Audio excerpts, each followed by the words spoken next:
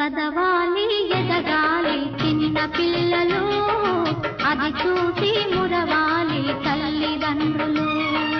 చదవాలి ఎదగాలి చిన్న పిల్లలు, అది చూసి మురవాలి తల్లిదండ్రులు.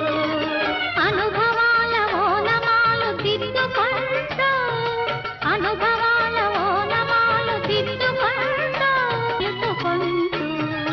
చదవాలి ఎదగాలి చిన్న పిల్లలు, అది చూసి మురవాలి తల్లిదండ్రులు.